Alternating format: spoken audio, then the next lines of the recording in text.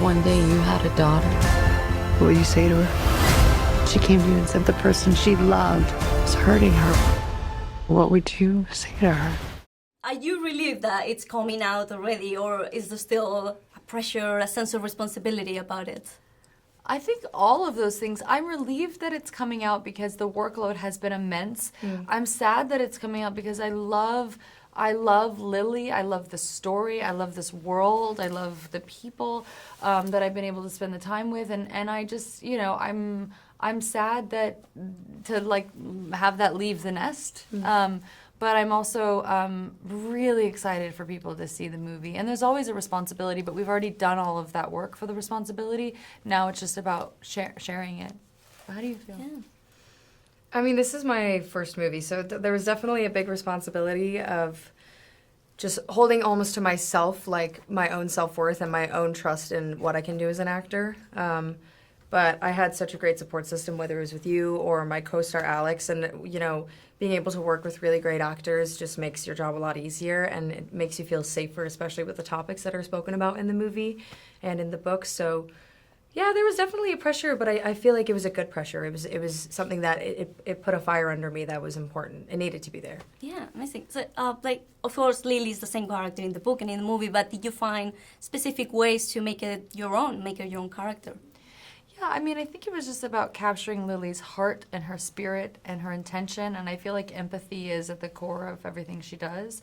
And I feel like the other biggest thing in for me is that she's somebody who, and this is a part of empathy, is that she sees the best in everyone and everything, and sometimes for the better and sometimes for the worse. And I've said, it's like whether it's a shop on the corner that's falling apart, that she sees that it could be this, or whether it's a boy across the street who everyone makes fun of and is cast aside and gives him a home and kindness and a sense of belonging, or whether it's a guy who says, I don't want a relationship, I'm not that kind of guy. Like, she's always believes the best and the most of people, and she really is able to bring that out in people, but sometimes that's for the better and sometimes that is for the worst. And so I think that like capturing that spirit and that heart and that intention, and somebody who can be like very much in her skin and in charge and be the savior, like even young Lily is the savior to Atlas, can also be the delicate, lost, vulnerable, confused one. And the fact that women and people are of multitudes, it's not linear always, is I think what Colleen tells so well in the character of Lily, and it was just about capturing that. Yeah. So I know you've worked with intimacy coordinators in this movie. Mm-hmm. How much of a difference does it make to have this role, this figure in a film set? Well, that's a nice question.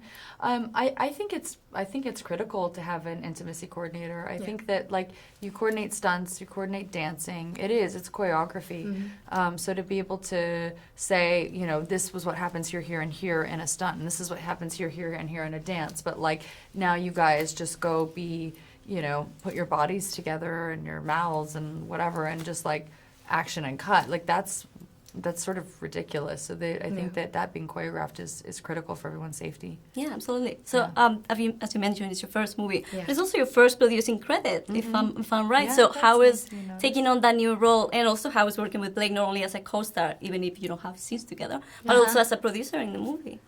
I mean, I'm when you work with me, I'm very passionate, so I love getting involved. I also don't feel like, and I used to be insecure about this, and now I'm proud of it, but I've never felt like a good enough actor to go in and say, put me in any clothes, give me any dialogue, put me in any set, and I can transform and become.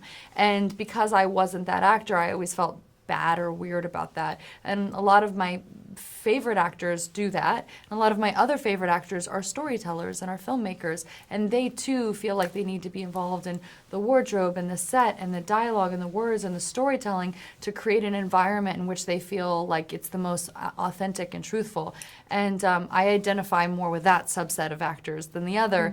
And now that I see that it's not just like, okay, I'm an imposter and I can't do this thing, so I'm embarrassed about it. I see like, a lot of the people I admire most do that, and I can do that, and I can do that really well. So really stepping into that, I've done that in this film. I mean, the work I did as an actor on this film pales in comparison to the work I did outside of the acting. It was very minimal compared to everything else, and I feel so grateful to have had that level of authorship and involvement. It makes me that much more proud of the film. Sorry, I talked more.